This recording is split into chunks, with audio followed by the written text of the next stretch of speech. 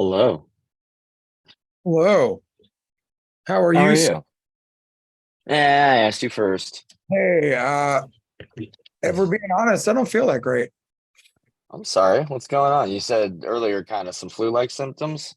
Yeah, Donna had the flu last week and it's trickling over. But Boo. yeah. But hello everyone. Thank you for joining once again to Let's Talk About Feelings on the Reinventing the Tattoo Network.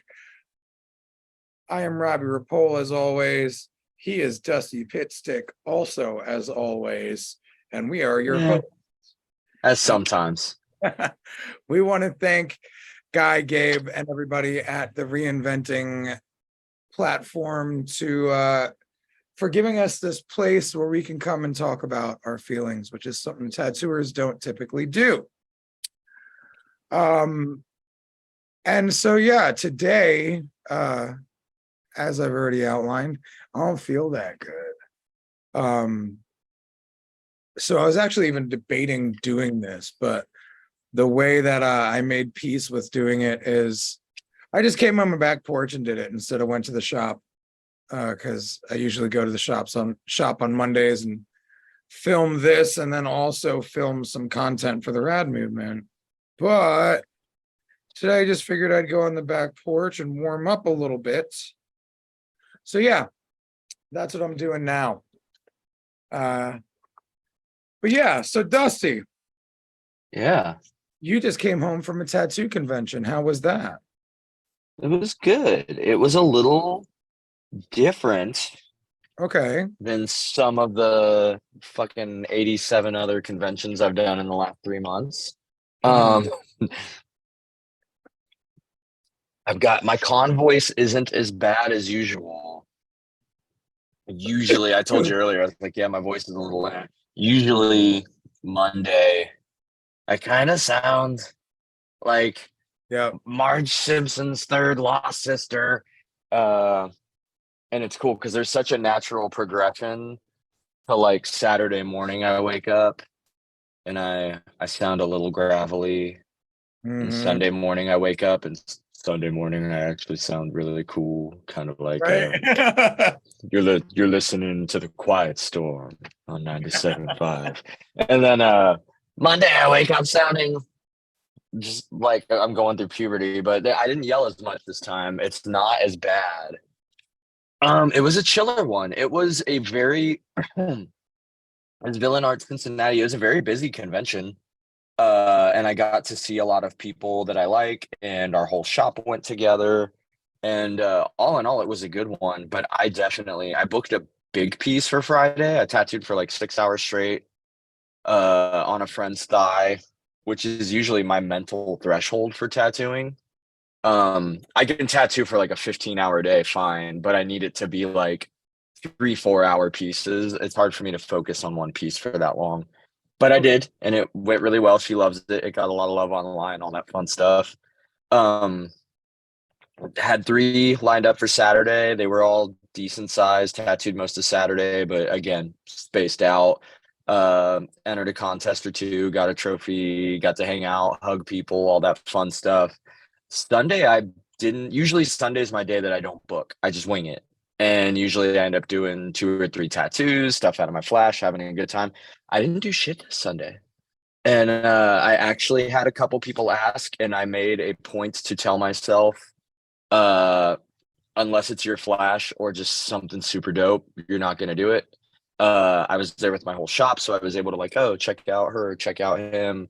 Knew other friends at the convention, was ever able to point people in other directions if it was something I wasn't trying to do. Um, and then one guy did come up and wanted, it was someone I kind of knew. I tattooed his fiance a couple times. And he wanted something simple and traditional, but I actually ended up passing it on to Matt Jackson because by then my head was just kind of hurting, and um I didn't want to like try and focus on this dude's tattoo and not do a good job and all that sort of stuff. Um, so just really chill Sunday. Instead, I got to take the apprentice around and introduce her to a bunch of people, check in on a bunch of other people's tattooing, ask questions, say hi, give hugs. It was like a super chill Sunday. And I'm kind of grateful for it because usually I tell myself I'm only going to do a tattoo or two on Sunday and kind of wing it. I end up taking on too much. I end up scrambling to tear down at 8:30. I don't get home till midnight. It was kind of nice to have a chill Sunday. I'm not complainative at all. And it was close enough to home that I was also able to get some people that I tattooed that kept my info and they want to come down to Fairborn to get tattooed. Um, just it ended on good terms. Like I said, I definitely wasn't mad. Oh, So it was a good thing. But a little bit more of a chill weekend. So I'm in a little bit of a kind of vibe. Which again, I don't think is bad. Just a little different, a little weird. no, I feel you. I am, as I said at the beginning, I am not feeling 100%. So I am also at a different level today as I usually am. But yeah, last week was really fucking like jam-packed. And I wanted to take a break from life. And so now I'm a little sick. So here we are taking that break that we need. So Life forced the old break on you. yeah, I wanted the break. It You didn't know seemed you wanted it like this, though. right. Yeah. Like I was talking to my doctor and one of my trainer friends, and I was like, yo, should I skip the gym today? And they're like, yeah, if you're trying to combat a flu, you should probably rest. So I am definitely trying to rest as much as I can, but also, as I said in our text thread earlier, I have a lot of gratitude since the weekend. So Saturday That's night, good. yeah, it's a very good thing. Saturday night, we did a concert at my shop. One of my friends who owns like a rental production company, stages, sound, lights, all that stuff. He came and set up the sound system and lights for the guys. And Jaden, my oldest son, and then the other two dudes, Ben and Brandon, that live here, they got to perform. And then about another 7 other artists also got to perform. Very cool. I And we saw had some of the videos of it. yeah, we had the food truck out there. So that was cool. Zen was just having a blast, just enjoying the vibes. It was really cool to watch my kids, like Jaden was like picking Zen up and like holding him while he was singing and shit. And like Zen was dancing. There was one point in time where like he got in the circle in the middle of everybody that was standing there and fucking just started dancing, and all the fucking dudes are screaming and yelling, fucking hyping him up. And it was like, it was a really cool thing. And it gave me a lot of gratitude for the studio, because without the studio, wouldn't have had the venue to do that. It's not something you can do at your house, really. And it's not something that I'd want to do at my house. So it was really cool that I have the venue that not only like helps me fucking, make money in this world, like provides financial stability for a number of families, everyone that works there. And now it's like I'm able to like put on these shows where me and Jaden, for a while, for about a year or so, I was just paying entry fees for every show that he wanted to go and perform at. And that costs a couple grand, right? Like by the time we're done with it, we spent a lot of money on his career. And it's funny, because of the shop that I have and because of my connections I have, we literally didn't fucking drop $1 to make this show happen. We didn't charge any artist to perform, because I don't fucking believe in charging people to get them on stage. I think that's horse shit. And Yeah, we that's didn't crazy. right, and we didn't charge anybody to come and view the show. So we had a decent crowd. We had phenomenal artists that were just like putting their heart into it all, and it was just a really beautiful thing. And so many of the artists like deeply thanked me for giving them a place to perform. And being that I've been doing this with Jaden for a while now, I'm like, damn, I know what they fucking mean, and I know what this means to them. So it was just like, I don't know, this like new thing unlocked inside of me that I'm like, okay, cool. not only am I just going to help people in the tattoo world, but like, I want to help these fucking artists and these young musicians, like, make a name for themselves, make a way for themselves, just give them a place to perform and let their creative outlet speak. So it was really cool. And like I said, I'm wiped. But I think that's more from the flu stuff than anything. But it's been nice. I've had a lot of gratitude bubbling up for the past few days. And I'm really excited to see what else we can do with this stuff for the fellas. But then, it makes me think and gives me more gratitude for the shop again, because like makes me think about the school supply drive / motorcycle show we just did. And then the car show for Billy's birthday, and like all the cool things that we get to do in this shop. And we get to, have a venue because of the shop.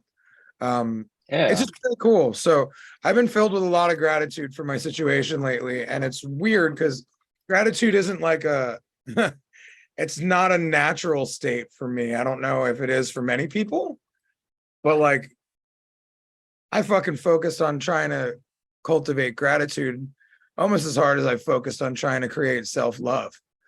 And if if you know me at all, you know that that's a fucking struggle. Most people, that's one of the biggest things that like I randomly teach people on a regular basis when they're like, I don't even know how to love myself. And I'm like, yeah, well, it's called like taking care of yourself and getting enough sleep and like giving yourself time off from work and responsibilities. And like, so it's just interesting that like I'm learning so much good in life, and it's coming naturally more so now than it was ever before. So yeah, that's kind of where I am with it. Hell yeah. Sounds like we both had nice weekends. Yeah, no, I did good chill convention, made money, fun stuff, got to watch people do cool stuff, got to take The Apprentice. It was her first real tattoo convention. Paul's she's apprentice like a went with 4-day-old us. apprentice, right? She's like 2-3 weeks in now, yeah, but Yeah, 4 she days. had been around shops and she has been tattooed multiple times, but yeah, not a lot as far as like working at a shop beyond being an Right. everyday working at the shop. And then Paul, our shop owner, has an apprentice that she's like 3-4 months in, and it was her first convention as well, so it was cool to get to watch younger people kind of exist in that and float around and like get to see them flourishing and talking to people and introduce. I mean, like Matt Olsman was there, Matt Jackson, Hip, Josh Wiley, like a bunch of fun people that we know that are the sort of nice people that don't see an apprentice and fucking you, like Shine my shoes, bitch. Oh, yeah. fucking cool guy. Or there's a funny story. So Matt Olsman, right, out of Omaha. Through the internet and stuff, yeah, but we don't know each other in person. Yeah. I love him. He's such a fun dude. The first time he came to Dayton to guest spot, Hip and I took him roller skating. It was such a like, this isn't what tattoo people do, like kind of situation. Really fun time. He has 2 apprentices, and they're both about a month in, and they are polar opposites. One of them, I guess, was like a teacher for a little while. He's younger-ish. Like, I mean, if I had to guess, I'd say like late 20s. The other one's a really young guy. And I guess they asked him to get a chair from their hotel room to bring to the other hotel room while they were waiting for pizza. And this dude walked right past like a office chair on wheels and brought like half a love seat to another hotel room. So like just fun apprentice stories like that. But seeing them get to do that was really cool.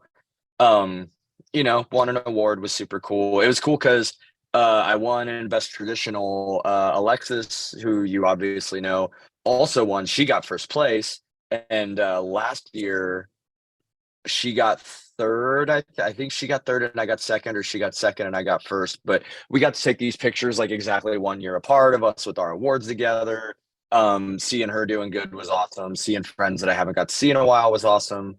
Matt Jackson tattooed Trusty on Sunday, who like got to kick it with him while he got stabbed. He was right there in my booth with me. Lots of good stuff. Got my invite to Evergreen while I was there. Um, just lots of cool stuff. Promise of more travel, promise of more fun. Watching people who are younger get to start to flourish and find their footing. Um, a lot more chill than my usual, like, let's see if I can do 30 tattoos in 3 days, but weirdly not mad about it. Right. I think after shit, I'm trying to think of the past 2 months. Portland and then Boise and then Akron and then Florida and now Cincinnati, plus a flash sale, plus work. It was kind of nice to just have a chill convention and hug people and be social and not focus so much on just like tattoo, tattoo, tattoo, tattoo, tattoo. So weirdly gratitude towards that. Usually I'd be like, Sunday was slow, Right. convention Right. sucks. I didn't do 80 tattoos. Everybody's a bitch. Like I'm Must actually in a suck pretty because I didn't do everything that I wanted to do. Yeah. right. Nah, man, So weirdly all right with it. I dig that. And it's funny because as you were talking, like one of the things you said earlier, like, yeah, I made some money. Um, money was the last thing I thought about making this weekend, which is not normal for me. Which That is means not normal for you. right, which means Hmm. I'm learning how to shift. And it doesn't have to be all about money. Because, dude, even when I was poor, I still was solid. You know, like I still had a place to stay. Even when I didn't have a car and a place to stay, like I still figured out Yeah. I got a place to stay, but let me rent a car for a couple of days if I need it. Let me buy this cheap car until it blows up. Let me have a friend borrow Yeah. my car. Then I got a car given to me for free at one point. So like I've always been well taken care of by whatever you want to call it, right? You know, some people call it God. I am not so much that. I'm more just like, well, something bigger than me and it's probably universal. So let's just call it the universe or some shit. But like everything I've always needed has been there for me. And Yeah. it always continues to be there for me. So one of the things I've been trying to work on is not focusing so much on trading my time for money specifically. But yeah, it's yeah. Yeah,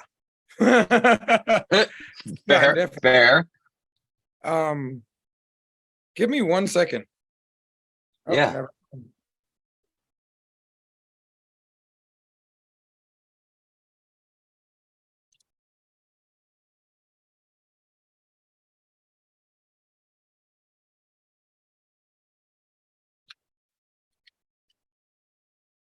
Sorry, Brittany's trying to handle something for me.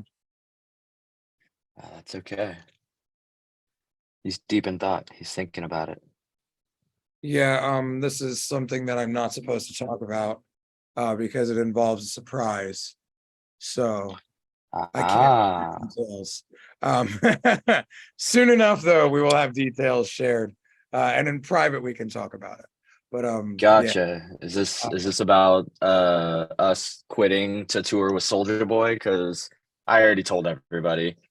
Well, I mean, it was about that, but since the cat's out of the bag. Yeah, I am no longer a tattoo artist. I am a rap artist. So speaking of that, you know, Colbert, Who is it? Zach Lefty Colbert. He's a tattooer out in Texas. Why does it sound so familiar? You probably know who he is. Yeah, He was just on tour with Snoop Dogg, tatting them motherfuckers on the road, bro. I love it. And then one of my friends, so Colleen, who took my magical motherfucker class, Yeah, that does the pole dancing stuff. yes, was on stage with Snoop pole dancing a number of times. So like Yeah, it's only a matter of time before me and Snoop become homies. You know what I'm saying? Like I got too many friends that fuck with him. Like it's gonna happen. So that's that. it's that Kevin Bacon separation Yes, thing. absolutely. Uh, but then I like to take it a step further and think about where that like clearly Lefty and Colleen lead to Snoop, which leads you to getting to hang out with Martha Stewart. And then like there's got to be three more steps. I don't know Separate. where that takes you from there, No, but you're totally right. eventually I feel like all roads lead to eventually we get to hang out with Baby Groot from the Marvel movies. So funny enough, that's another person. So Dave Bautista, not Baby Groot, but Dave Bautista from the fucking the Guardian Yeah. Oh yeah. plays Drax, owns a shop in Tampa. So Yeah. he is on my fucking radar, bro. I swear to fuck, if I don't tattoo that guy before I die, I've fucked up because I live 3 hours from his shop. So I'm gonna figure out a way to make him get me on his radar. And go and tattoo Dave Bautista because that's just fucking that's a cool thing to have happen. But like, which is funny because the Baby Groot joke stemmed from I have a client that I tattoo that I've tattooed a bunch and his family and stuff who the first place trad I got at Rubber City in Akron was that guy, that like big sailor. Yes, you told me about sunset scene. Yeah, his sister is blonde, the blonde girl Harcourt in Peacemaker, and she's in all the DC movies now, and she's married to James Gunn in real life. So every time that he posts tattoos I do on him, James Gunn likes it because they're like Instagram friends because they're brother-in-laws. And he's got all these photos. It's funny because he's a cool dude, but he's very much just like any dude you'd meet on the street, like, oh, what up, man? And he just happens to be like a cool dude. He's into fucking hip hop and shit, but also happens to be, brothers-in-law with James Gunn.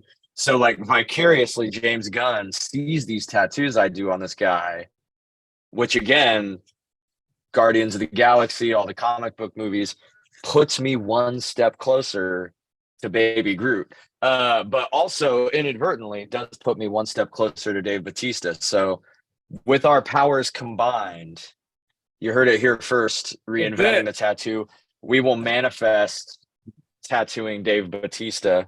Yes. And Baby Groot, who isn't Vin Diesel. Bro, I'm down with that Vin Diesel all day, bro.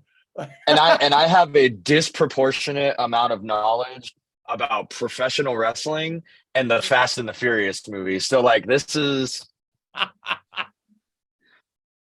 could you imagine tattooing Vin Diesel and the whole time asking him really obnoxious questions about like in Fast 7, the big electromagnet that the villain used to pull all the cars, like wouldn't that have also pulled like street signs and stuff? Like it just seems, when Ludacris went to space with Tyrese, that's where I was this going. doesn't seem logical. I would just like say stuff that like clearly like what?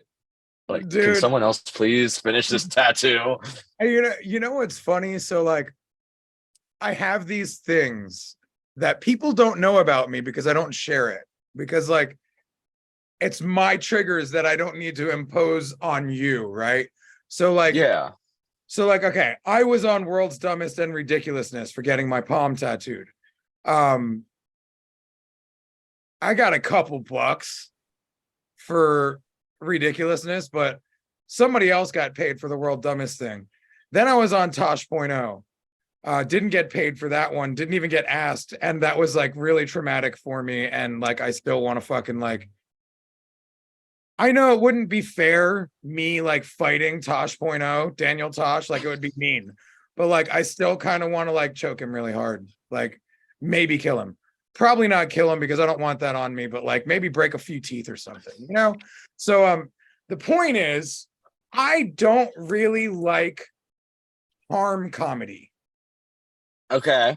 Like I don't like watching people getting their legs broke. That's traumatic for me. And sometimes I just fucking bust out into tears when I see and hear a leg break. So I'm like, okay, cool. Cause like that is still like, it's like the crack of a whip, the sound of my leg breaking and the sound of my bones breaking. I still remember that too much. So like, that's too deep for me. So, and I didn't really like this harm comedy before my accident, but now like it's triggering for me. So like, if you're like, oh, check out this video and you show me fucking harm comedy, I'm like, oh! Like, but I get mad and I want to fuck you up about it. But like, people don't think that I would get mad at that. Or like, people send me videos of dudes suspending. It's like, bro, I broke my leg off suspending. Why are you sending me suspension videos? Granted, I still do suspension, but you don't know what kind of triggers I got. Grow the fuck up and don't disrespect me. And it's like, wait a second, they don't think they're disrespecting me. They're like looking at my life saying this guy still likes this stuff. Let me share this with him. So I have these weird things that like I get mad at people about, and they're just totally trying to be nice. So I can imagine Vin Diesel sitting there getting tattooed by you, and you're making all these jokes that seem awesome to us. And he's like, so should somebody tell him I don't like harm comedy? Like,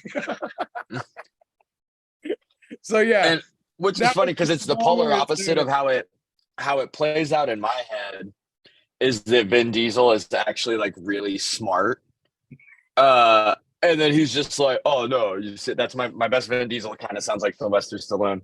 Oh no, you see the way that electromagnetics work when you get the fields of the atmosphere mixed with it, is it the type of alloys in cars? And he just like breaks it the fuck down for me, and we're all just like, huh. Kind of like when Wayne from Wayne's World met Alice Cooper, and he thought they were about all badass like, shit. He's like, Milwaukee, which the Algonquin Indians called Land of Many, and then he's just like, cool. But it's like such a good.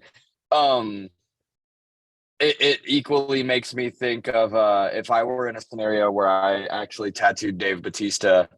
Do you remember? I mean, it was one of the best SNL bits of ever. They did it multiple times, where Chris Farley would interview people, but he was just Chris Farley. Like, he wasn't a character. It was literally just like the one I remember. He sat with Paul McCartney.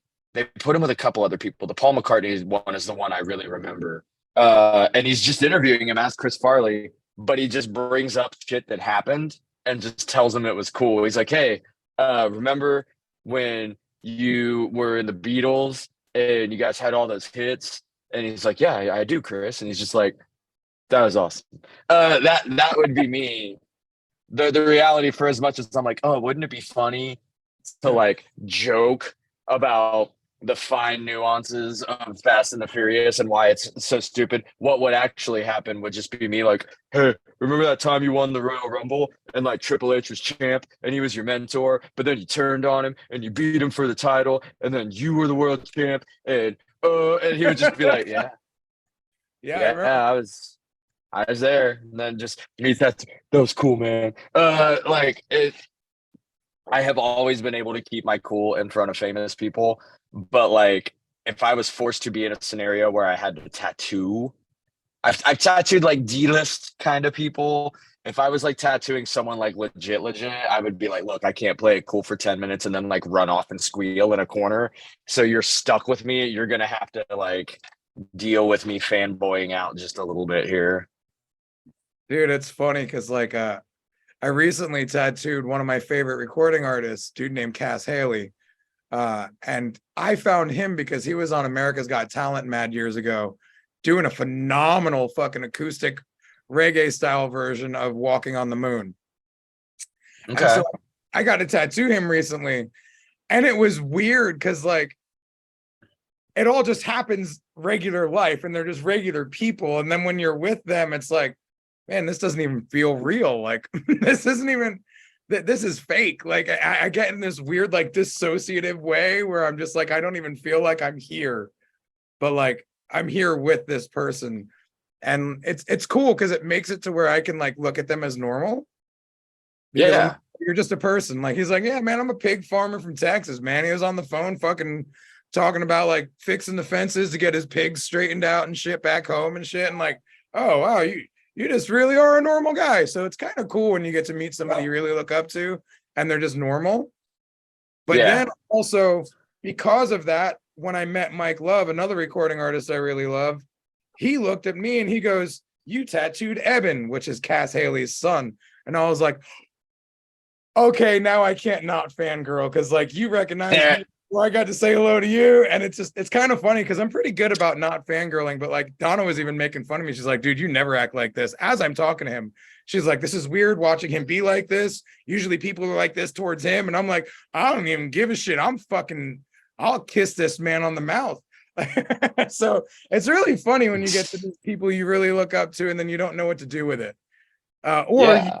can figure out what to do with it, and it's pretty simple. So yeah. Anyway, we are like completely off any real topics that we were discussing. You brought up Topics are just you know, like we're ice talking cream. about gratitude today. We're Yeah, all in good moods and we're feeling grateful, so everything's all right. I dig it. Because I did like what you my said. my Oh, go ahead. oh, go ahead. Well, how you said you were talking about valuation, um, Yeah, pricing, on self and work. I like that topic. yeah. And It's a good topic. I do oh, have to throw in a quick yeah, do it. anecdote because we were talking about tattoo. Like there was a weird string at the last shop I was at, where by absolute circumstance I ended up tattooing like a whole string of famous people over a course of a couple months. And my favorite one of them, just because we were telling these stories, and it's kind of like the C-list people that are like, yeah, they're just people. Um, I just tattooed a lady that just hit up the shop, and yeah, I can get you in like next week. It was literally just 1111, maybe yay big. And her dude came with her, and he ended up getting tattooed too, and he got something a little bit bigger, but I tattooed them both. And I took a photo. I don't even think I threw it online. It was just like a really simple little tattoo, and oh, cool, have a good day, whatever. Super nice. We bullshitted with them for a while. She leaves, and one of the apprentices at the shop is like, "Hey, the shop Instagram just jumped up like 700 followers today. What?" And we're like, did someone like pay? Like that's where my head always goes, is like, did someone pay like a guy on Fiverr to get a bunch of bots to follow us? And I looked at our stories and our mentions or whatever, and that girl had posted her little 1111 tattoo and mentioned us, and I looked at it, and she was a lady who was a coach on like 7 seasons of The Biggest Loser, and she had like 5 million followers. No shit. um yeah, she was, and it's funny because when her and her dude were there, I think the topic of conversation, it was me and Joey Brenner and Beck tattooing that day. And we spent the whole hour that they were there talking about like, if you could fight any celebrity, what celebrity would it be? And they're like joking with us about it. They were both super cool, but I do remember that they both drove up in like different kind of BMWs, which at that shop in that area, like wasn't uncommon to the point that we didn't notice it beyond like, oh fuck, BMWs, they're probably doing pretty good. Um, but yeah, it turns out she was like on NBC, had like published books, multiple seasons of Biggest Loser. Oh And shit. yeah, the shop ended up getting like I think like 1,000 followers that day total off for her, like posting and tagging us. And you're welcome, old shop. But yeah, no, she was super chill, but it was just a funny story of like that. Was it a string of like I had tattooed some other stuff and on a couple other people that were kind of like that, like reality show level of, celebrity and just kind of normal folks. And that one I genuinely didn't know until she left. And I was like, oh, holy shit, tack it on. Um, but just a funny story about, yeah, just people being people. And Yeah, it's wild, man. slowly all looping around to, she was the Biggest Loser coach, fitness industry. Guess who else is ripped? Dave Batista. So we're gonna Absolutely. tattoo Dave Batista. That's it. It's happening. You heard it here first. Reinventing family. So yeah, I'm interested to hear about some of these talks you had with some of these artists over the weekend about like valuation of self Um, things. Because that's kind of a hot I mean, topic right now. In man, is the it ever? industry. Ooh, it is on fire right now, bro. What is That Dave top, Batista?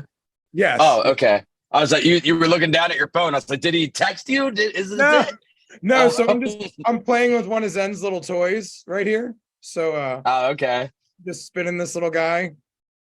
So Don't yeah, don't mind me. I just thought it was a Batista text. yeah, just Oh, me is and it a is me it and like a old. fidgety spinner kind of thing? It's one of it's a little car toy that's made out of a wood block. Donna gets him a lot Oh, of these. okay.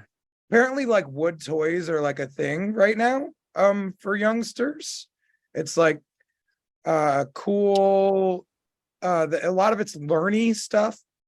So simple toys that have some sort of purpose of like, like this, you can like move it and like use it as a car. Yeah. You know what I'm saying? And like a lot of the toys he has are just very simple stuff. So yeah, so they're I, just always around.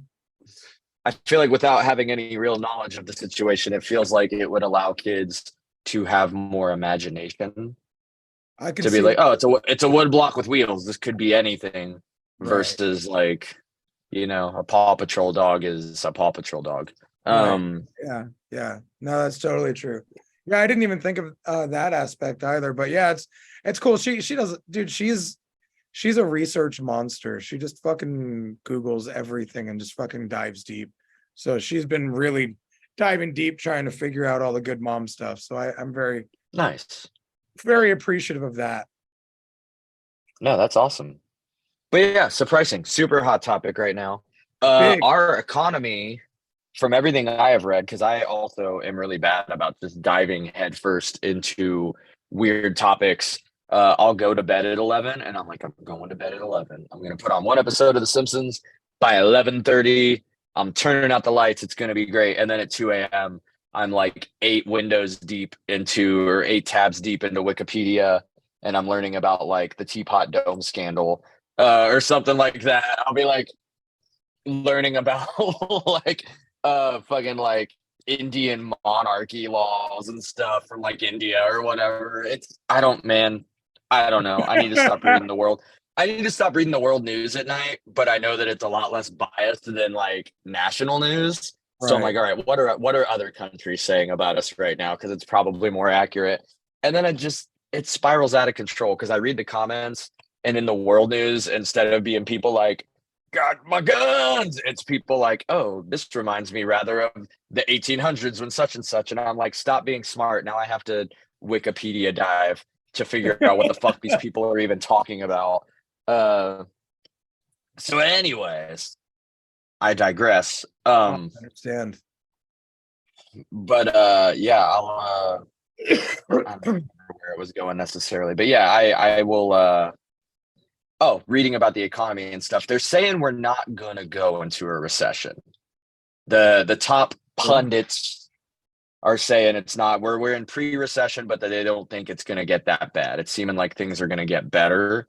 A lot of people are finally sucking it up and raising rates that they're paying people, like wages and stuff. Think we're gonna be okay. But people are definitely not flourishing like they were.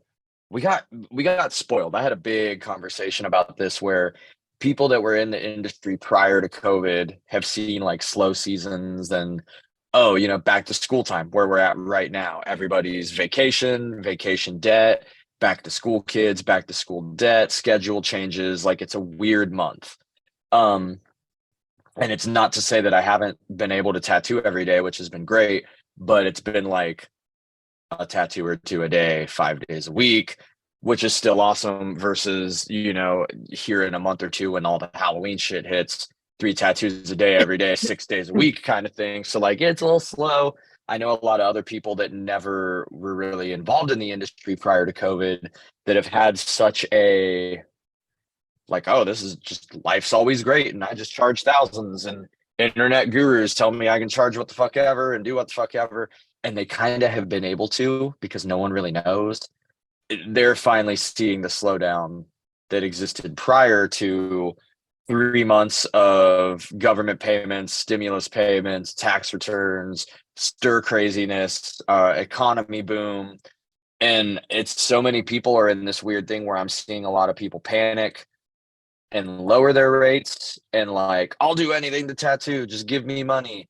um I am seeing a lot of people stay very steadfast with their rates but not tattooing because their rates are a little higher, and maybe not everyone can afford it right now.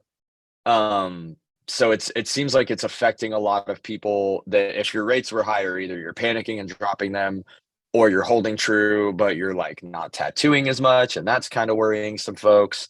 And it's weird because I've gone through a lot of stuff where I've always been respectful of other people's rates, even if I'm like, oh, maybe their work doesn't reflect that rate, or maybe their work reflects that they should raise it or whatever. Mine have always been a little bit on the fairer but lower side. I'm watching a lot of other people start to come to earth with that. I'm seeing certain people that are charging 3 grand a day that are still flourishing because they busted their ass for over a decade and they made a name to where they can do that and they're sought out. I'm seeing a lot of other people that are charging 2, 3K a day that have been in the industry a couple of years and did not kind of earn their way into that don't have that level of following, that are kind of panicking. It seems like it's going all over the place, but it is definitely a hot button issue. And it's something that I think emotionally, because we're talking about feelings, kind of brings out the ugliest parts of people. Uh, because at that point, when you're setting your rates, you are like, you're staying true in your beliefs of what I am and what I'm worth. And does the market dictate that, or do I decide what I'm worth? All this stuff, and then essentially handing it off to the general population to hold that mirror up to you and be like, yeah, you're worth it because you're staying busy, or like, no, you're not worth it. And that can bring a lot of bitterness. It can bring a lot of gratitude if you're doing good. It can bring a lot of criticism on you. Um, Man, it's one that gets you deep in the feels. Yeah. Yeah. Well, I mean, money is one of those things that, if you look at it from a spiritual perspective, your money is energy. And if you get stuck focusing on part of getting the money, you're sticking the energy and the energy doesn't get to flow and move. But when you like just allow the money to come and go, then the energy is moving and flowing and everything works well together. So and that's like some internet guru speak right there, right? You know what I'm saying? Because like, Yeah. you could pay the wrong guy a lot of money and or gal, and they could just tell you, charge more, you're worth it, and then that's it. And then your business doesn't flourish. But like, one of the things I read today hit me pretty hard.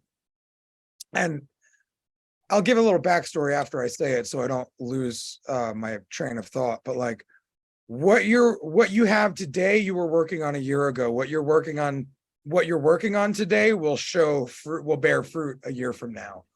And one of the things I've been focusing on is not trading time for money anymore, because my whole career I've just strictly traded my time for money.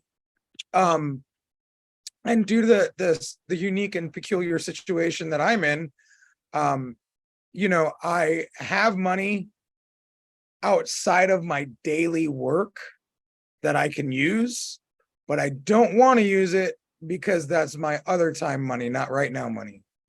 Time being retirement or investments or anything like that. But like, I also realized I am physically not in a position where I'm scrambling all the time to trade my time for money anymore. Whereas for years, that's all I wanted to do because I believed I had to work hard, and that's what brought me everything I needed in life. So it's just really cool to step into a place with all this going on. Even though like, I don't want to get too deep into it, but one of these gurus that's big in the tattoo game, we've talked about it before on here. I'm going to release my experience with that person, working with that person on the internet. And my experience working with that person wasn't really that good.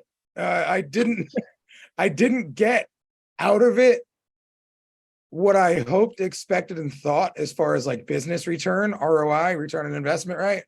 But I did get a lot in return by meeting people like you and a number of other people. And the connections were there, and the experiences were there. But the beauty of it is we're all not a recession. We're all in an economic weird spot, because I see if you go on the internet, if you go on social media, you see other tattooers saying, man, it's so slow. What am I doing wrong? You see other businesses, like I've seen so many other businesses being like, yo, it's slow as fuck. So then I just used my skills of deduction. I don't care who you are or what your beliefs are. These are my beliefs and they're only mine. You don't have to agree with them or not.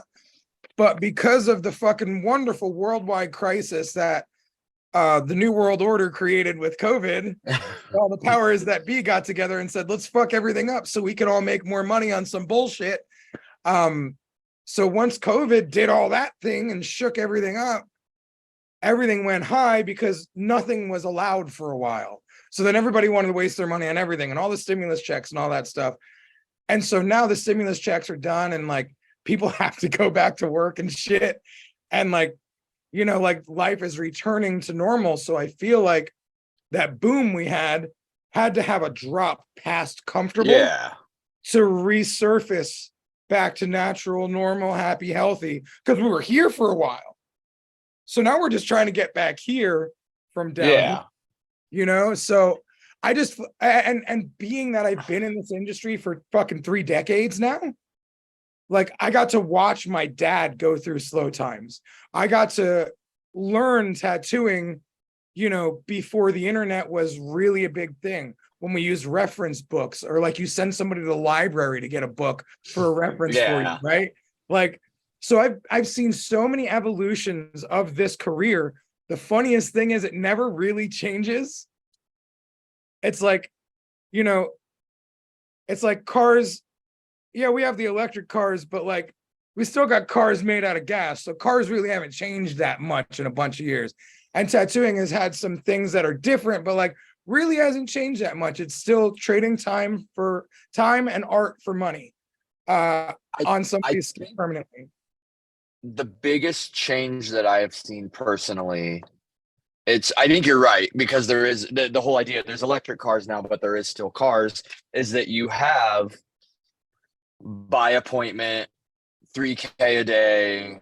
I use a rotary, you know, pen, and I do this from my iPad to AI art to this reference. Like you have like that newer model, and you still have people that are able to go into a shop and be like, you know, when times are tough, because they did street shops, they did drawing, they did fucking magazines and stuff.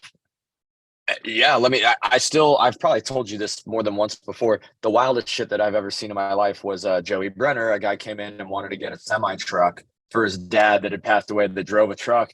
And this dude just drew a semi truck from memory. So weird. And I'm like, could I draw a truck without the internet and shit? Yeah. Would I need to go find a picture of a semi truck?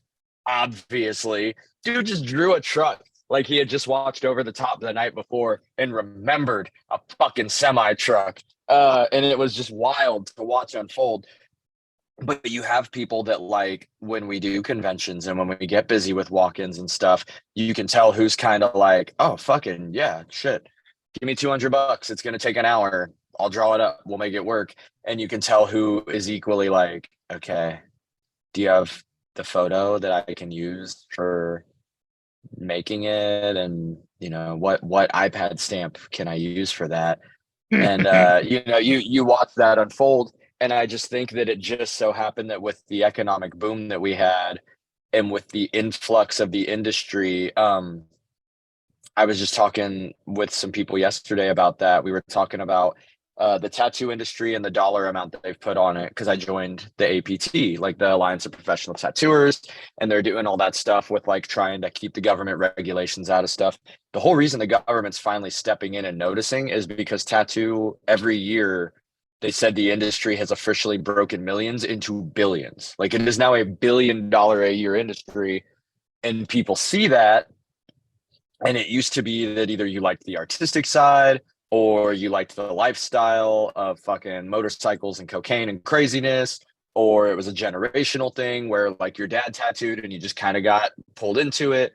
But nobody in the past, really until fairly recently, ever looked at tattooing as a viable career from the standpoint of, oh, people are just making money fucking hand over fist. I went in on that. I'll trace a fucking infinity loop.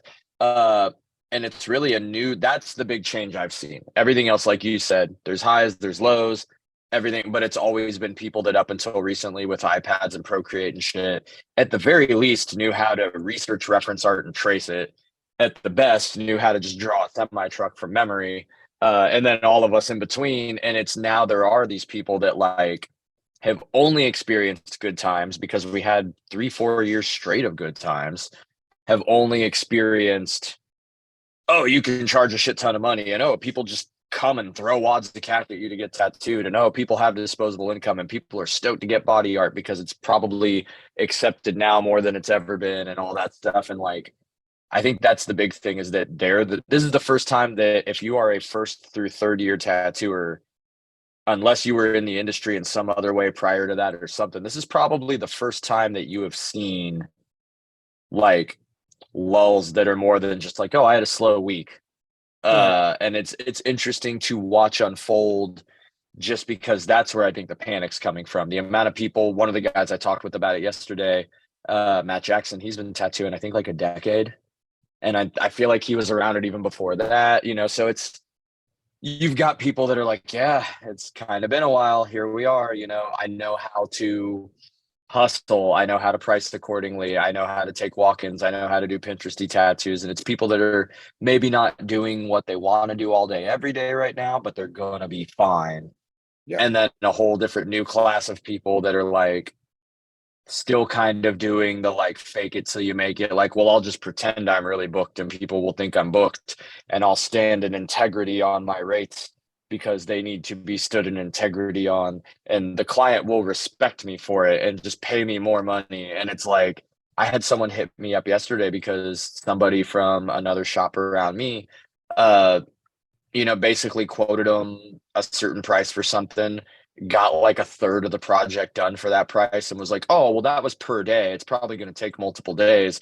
And now this lady has a not even completed blue realism rose about yay big on her forearm, like not even palm size, that she's $1,000 deep into, and is suddenly hit, which is already pricey, but then is hit with like, oh yeah, you're gonna have to give me thousands more and keep coming back. So she hit me up. She's like, hey, you tattooed my friend recently. She posted it. Your work's awesome. Is this normal now? And if not, can I book with you? And I was like, no, it's not. And yes, you can. Um, she's coming in for a consult tomorrow. We're gonna try and squeeze her in before September's over. But like, she was really off put by that. And she really broke it down to me as not being explained to her, being very kind of hyped up in other ways, like sign here, this is going to be great. Ooh, I'm excited, and then like kind of hit after the fact with like, oh, well, that was per session. It could take multiple sessions. And I did like what should take anybody in their right mind 2 to 3 hours max on you, made it last a whole day, and I'm trying to milk you for money. And I think that it's become such a, I'm not the problem mindset with a lot of tattoo people, to you go into some of the tattoo Instagram and Facebook groups like that tattoo shop talk, and you'll get all these people that it's like, man, this client hit me up and they really want to get this, but it's not really my style, but I kind of need the money. Should I even tattoo them? And it's a bunch of people like, you hold in your integrity and charge this and do that. And it's like, nobody's really taking into account, and a lot of what I'm seeing, the fact that maybe the client is a person with thoughts or hopes or feelings or wants, the whole like, why don't you just let me do what I want to do? And the client being like, well, I really want this. Like, could you imagine going to like buy a new car and being like, hey, I really like the Honda Civic. It's got longevity and good mileage. And they're like, well, I really want to fucking sell you a Dodge Ram. So that's what you're getting.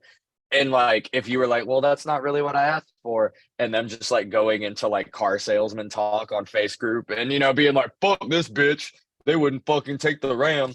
Why the fuck do I even get into selling cars in the first place? It's, and like, a car is a huge investment, but you're gonna get a new car.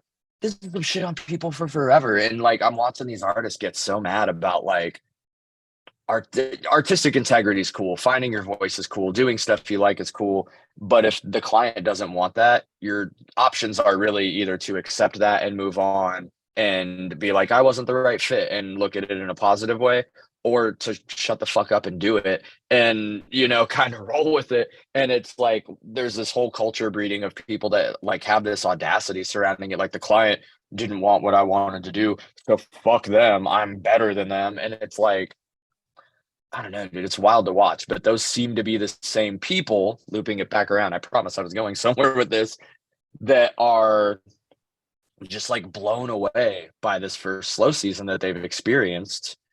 And they're like freaking out over, haven't tattooed in weeks because no one wants to pay $3,000 for me to tattoo them for like 3 hours. The shit I want to do, not what they want.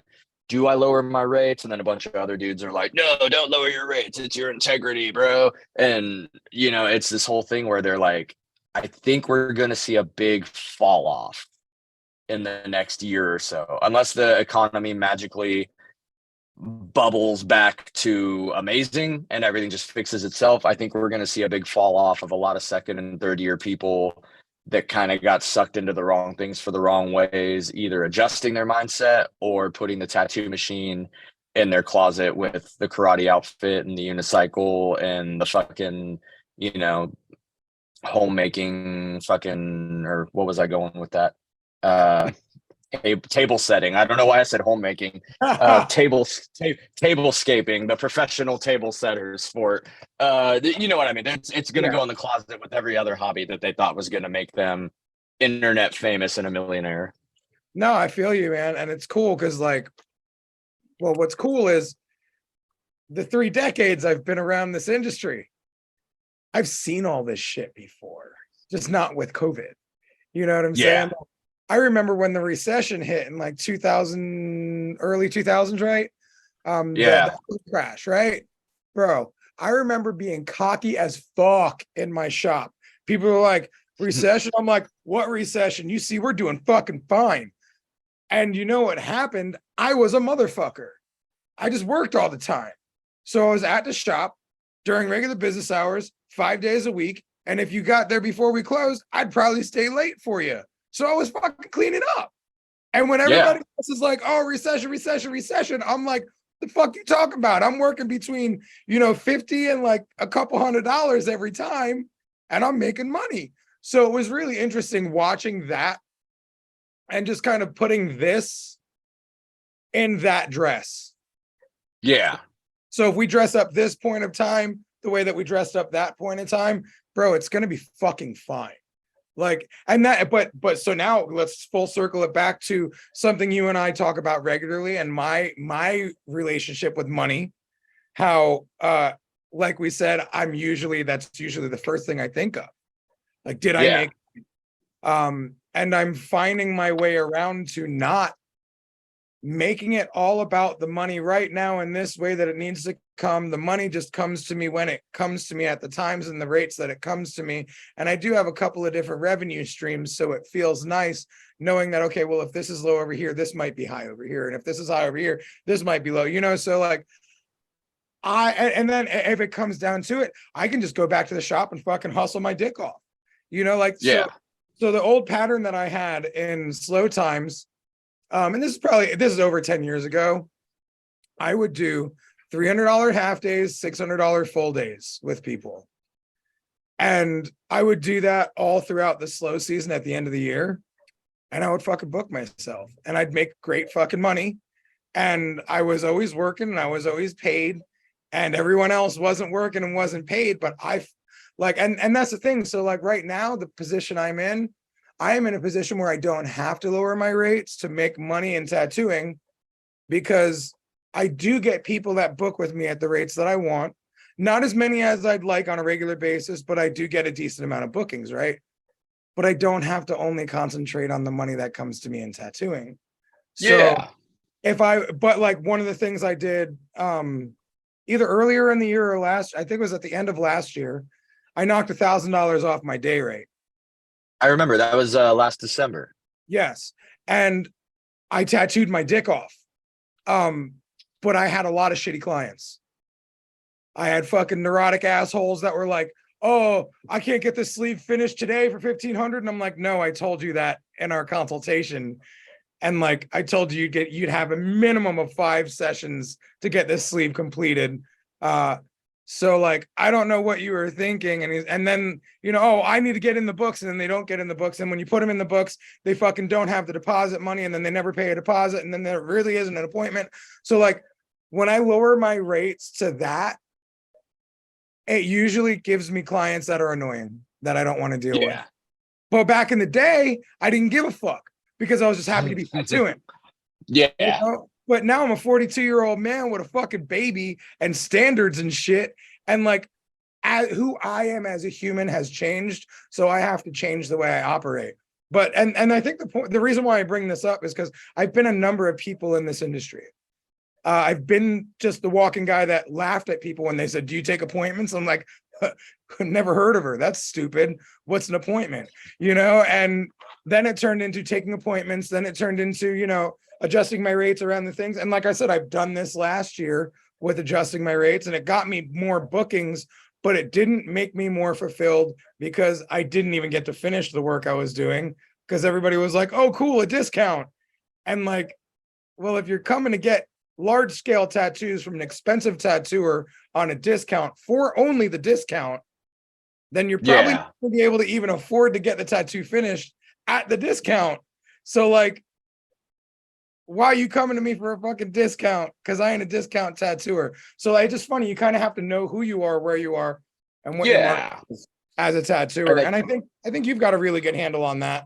And I think that's a big part of why it is such a hot button issue right now, because there are people that do have a good handle on who they are and what they're doing and are able to, you know, oh, I'm going to switch my rates to this. I'm going to do this. I watched when everything started to go a little funky, maybe a little under a year ago or a little over a year ago, when the economy first started getting weird and like wages weren't going up, but inflation was going up and everybody was kind of taking a hit.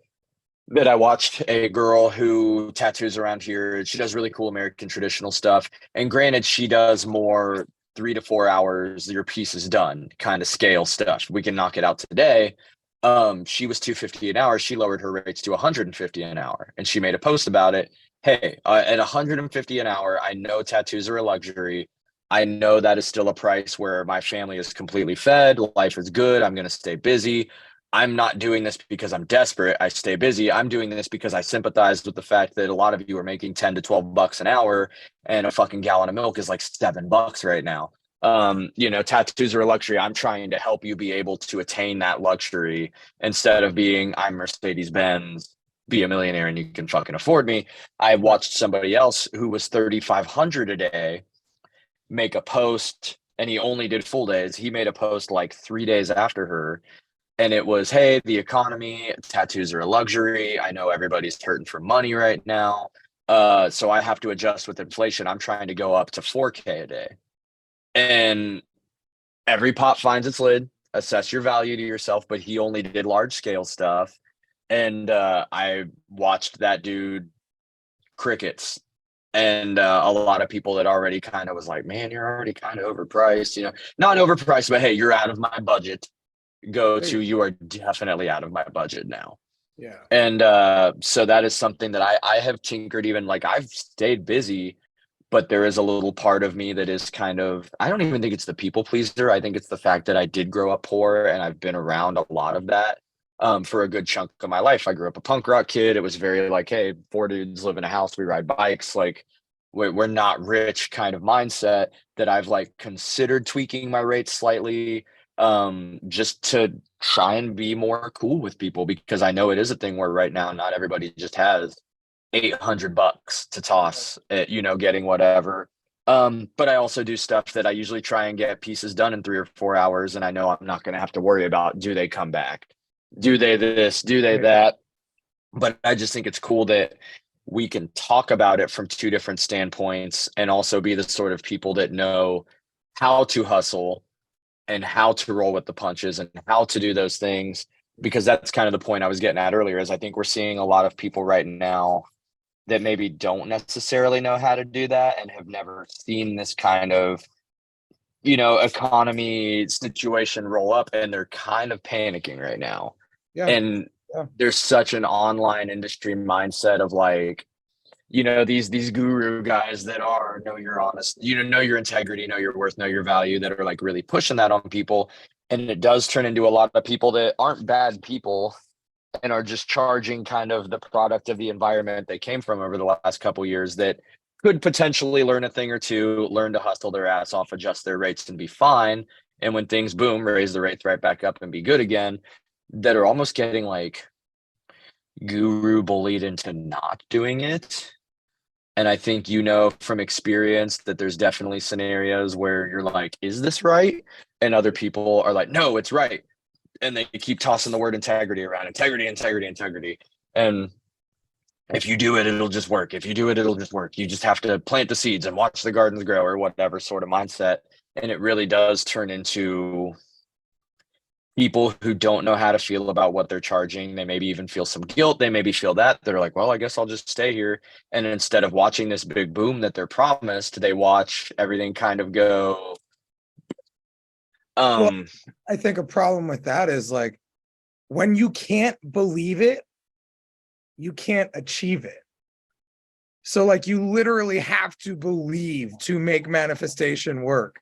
And so if you're over here conflicted and no one's teaching you how to deconflict, well, like that doesn't fucking work. You know what I'm saying? So when they're telling you charge, and you're like, I can't, I don't believe in it, I don't know how. Well, of course it's not going to work. So it's very interesting because a lot of this guru stuff is good information and it's been passed around for decades, even longer, some of it, but like, man, it's just got to be applied properly. I can fucking give you, a fucking extension cord and a fan, but if I don't give you a fucking wall outlet to plug it into, yeah, and you're not wrong. That fan working. But there's got to be equally, I think there's got to be a line where right through hard work and hard work and determination and eating right and watching your macros and working out every day, you could go from somebody that's bench pressing 150 pounds to someone that's bench pressing 300 pounds. Right. At some point, if someone's like, you could be doing 1,000 pounds if you wanted, like, no, you fucking can't. You're not going to bench press a car. It just doesn't there's got to be a limit. Same deal with, we've talked about the metaphor before about like when I started jogging, I could kind of limp out a 15-minute mile. And at my best shape, I think the best I ever did was like a 650 mile, which is pretty fucking impressive. Good, yeah. Especially for a dude my size. I was never going to get under a 6-minute mile. And I have friends that have done 5-something miles. But like at some point, these guys online could tell me all day, you just got to believe and you'll hit the 3-minute mile. Like, no, man doesn't run a 3-minute mile. Some sort of superhuman will in the future, but we're not there. So there's got to be like reasonable doubt on that. Right. And that's where like the fact that I know a lot of people, this is a huge problem that I have with the Midwest right now. Doing Midwestern tattoo conventions is super fun. I get to see a lot of people I love. They're close enough that I can drive to them. I don't have to fly. There's a lot of really cool stuff, but I will talk to people that like for Dayton, Ohio, I feel like I'm on the fairly like middle ground pricing wise. I'm $150 an hour. I do a $600 half day and $1,000 full day. I was telling people that were coming up that wanted like really tight shit I had drawn that would take me 3 or 4 hours. I'm like, okay, you're probably looking between like $400 and $600. Or if it was something I really wanted to do and it was a really cool piece, I'd even be like, you're probably looking at like, we'll just call it 4. It may go a little over, whatever. I'd rather tattoo for 3 hours and do something dope and throw it on my Instagram and get love than not tattoo it. So, we'll roll with that. And they're telling me like, oh, well, there's this guy a couple booths over that said he'll do it for like $150.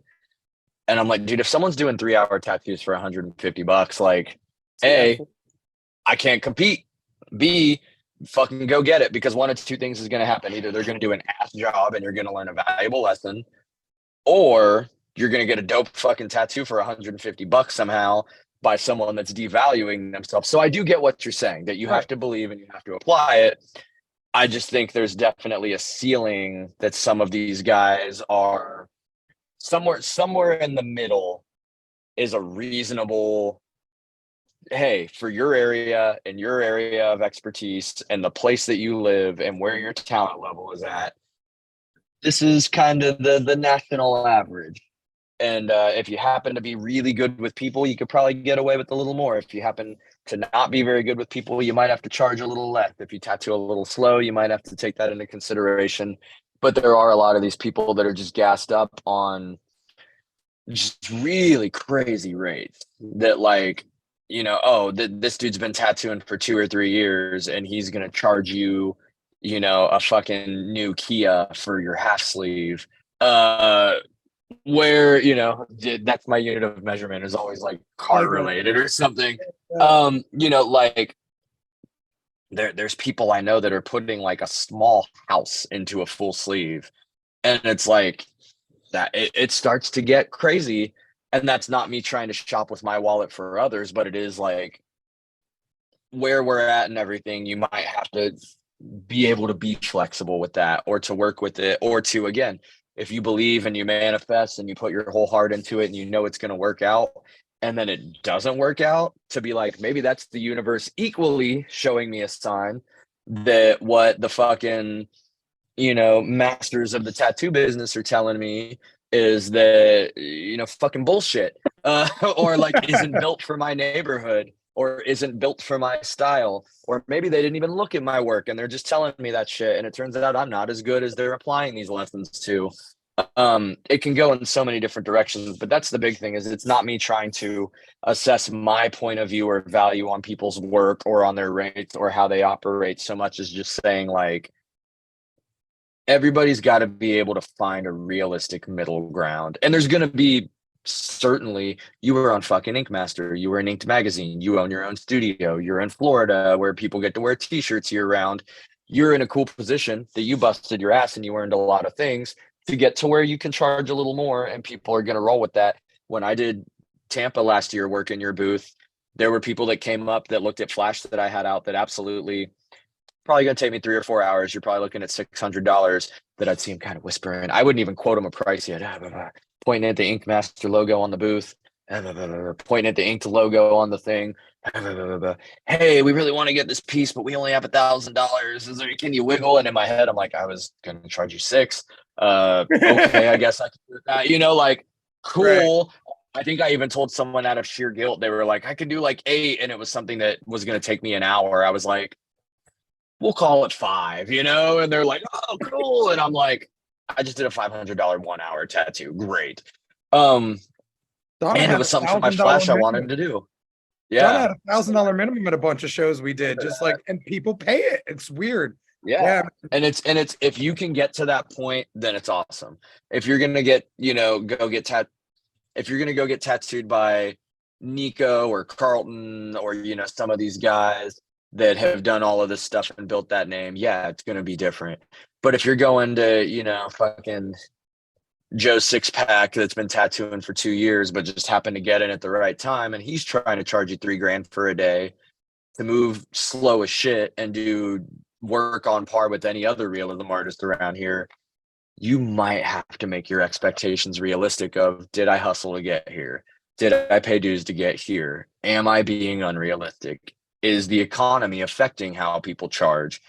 right. And you might have to roll from there with that. And I think a lot of people, that's just my 2 cents and my emotional input, because I don't want to see it be one of those things where the client and their input and their financial situations just get disregarded to like, well, fuck them, don't get tattooed then. Cause I'm seeing so much of that in the industry right now. So much like, it's not victim blaming because they're not the victim, but like client blaming, I guess. Right, right. Yeah, I see a lot of that too. And I'm like, cool. So you're wasting more time talking in tattoo shop talk than you are marketing yourself. Shut the fuck up. Get to work. Learn your business, learn your hustle, learn your market, learn your fucking learn your business. And Yeah. that a lot of tattooers don't know it. Like, dude, when one of my clients introduced to me the concept of systems and processes, I was like, how are we going to do that? It's a tattoo shop. And then, like, as time goes on, I'm like, oh, okay, well, it's a business. So there can be systems and processes. Oh, yeah. But, and it's funny because I totally forgot about this as I was talking earlier about my rates. I do have a discount rate that I offer people. You just have to book 5 sessions at a minimum of 5 sessions and a minimum of 6 weeks apart. So, Yeah. or a maximum of 6 weeks apart. So, if you don't make 5 appointments that are at least 6 weeks or no more than 6 weeks apart each, then you don't get my rate discount. But when you Yeah. do, you get a $1,500 day rate.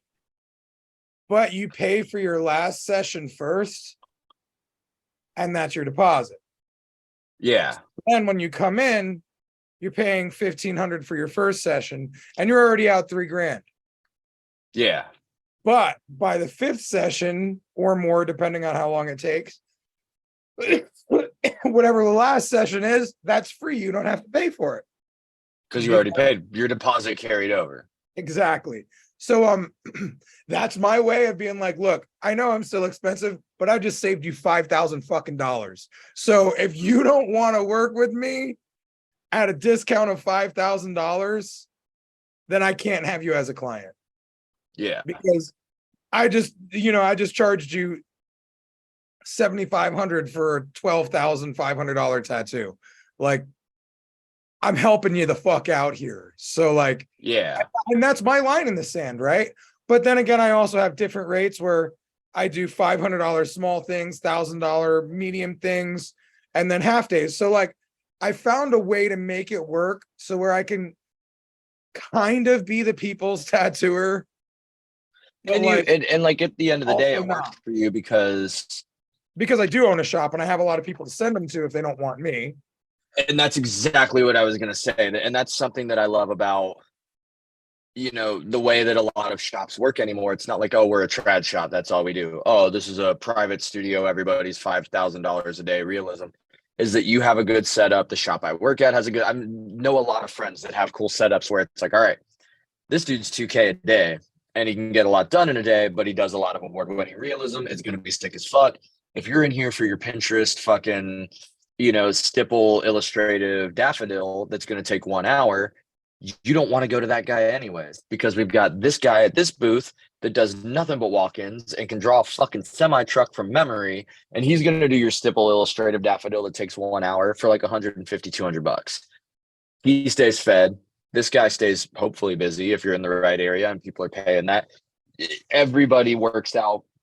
Everybody takes care of each other. And then when somebody else comes in, the amount of people that come in and like, I can do realism, I've done it, I don't think I'm the best, but they'll come in and they're like, I've got this much, I want to do this big epic portrait, I want to do this and this with it. And I'm like, hey, that is not at all what I do, unfortunately, but this guy right here and this girl right here do, and they're 1,000 or 1,200 a day and they're going to crush it. They're literally standing right there. Let's go talk to them real quick. Right. Like it all plays off of itself and it goes well, but everybody there does seem to work in harmony with each other and trying to make their values. There is definitely a weird middle ground where if you go to a shop where this guy's day rate is like 800 and the guy next to him's day rate is 3K, that it gets really weird and it gets really competitive and it gets really emotional. And there's a lot of feelings involved in comparison game and arguments and clients that are, well, fuck, if that guy's that much cheaper, I'm just going to go to him. And it gets weird. So we all try and stay in a similar lane. Yep. I would say if you asked everyone at my shop what their full day rate is, I think the lowest one is 800. I think the highest one is 15. So like they're all pretty within reason of each other. The person whose full day is 800 is in their second year of tattooing. The guy who's 1,500 is in like his fucking 12th year of tattooing. Their speeds are a little different. It makes sense. Right. But it is just, like there's got to be some sort of middle ground in knowing your worth and knowing at the end of the day what does appeal to your emotions and your feelings, because that's what this whole show is about, right? Like, how do you feel at the end of the day? Do you feel, I've watched some people that charge that much kind of sit there and do the like, am I robbing people? Should I have discounted that because we actually only went this long? Like, if it starts to wear on your soul, like if it's starting to wear on your soul, maybe you need to step back and take a look at that and be like, okay, what do I do with that? We went through somebody I tattooed at a shop you used to work at. Like I went through specifically and then ended up giving that person a giant free tattoo later because I fucking feel like I well overcharged you.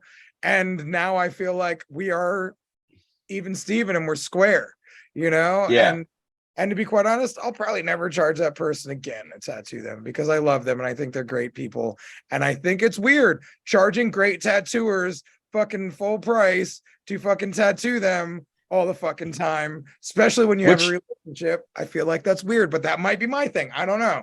Which is hilarious though, because I feel like that most cool tattoo artists have that mindset of, hey, you're my homie and you tattoo and we like each other. I'm not going to charge you full price, or I'm not going to charge you at all. And then on the flip side of that, the client is like, no, you're a dope tattooer though, and I respect the shit out of you. And I don't like that. So I'm going to tip the absolute fuck out of you. The guy who originally mentored me, 15, 20 years ago, he's the one doing my back piece right now. His day rate's $1,000. Every time that he has tattooed me, he's like, just buy me lunch, whatever. And I'm like, no. And I hand him like $500 as a tip. I'm like, take this giant wad of money because you fucking deserve money, because you're a killer dude and you deserve money for doing good work. Right. It's such a like, it suddenly becomes such a like teenage drama, like, no, you, no, you, no, you kind of thing. Yeah. Um, Yeah. and I love watching it. Yeah, no, it's fucking cool, man. It's cool. I feel like we have explored a lot of different fucking areas of tattoo and financial feelings on it. So Yeah. I hope whoever's seen this today has kind of enjoyed the storm, because it is now 6:20. We went 20 over, as Yeah, always. it worked out nice. But yeah, dude, fucking I think this was a good one too, especially considering I came into it really not feeling 100. Yeah. If I couldn't just go on my back porch, I wouldn't have done this today, because I just am still feeling pretty low. But for a while there, like, this conversation got me forgetting that I felt kind of crummy. So Yeah. I love that. But yeah, dude, great talk today. Yeah. We outlined a lot of cool things about a lot of shit. And yeah, proud of that. I think we're good. So yeah. And when we hop off here, I'm going to make a post in my stories to all of my friends at Tattoo, and I'm sure you'll share it to all of your friends at Tattoo, that we are going to start looking to actually have concrete guests and topics, because for 2 weeks now, I've meant to start hitting people up and I haven't. So what we're going to do is I'm going to make the post right now. And if I don't make it and tag you in it within the next 15 minutes, you're going to text me and shame me. And we're actually going to start getting other people with other opinions on here too. Like, we keep talking about, and I keep dropping the ball on. Yeah, and like I've got so many fucking plates spinning that now I'm like, all right, you go spin that plate, you go spin that plate, you go spin that plate. And like, as a business owner, like, that's just me learning how to delegate, which feels growth as a business owner.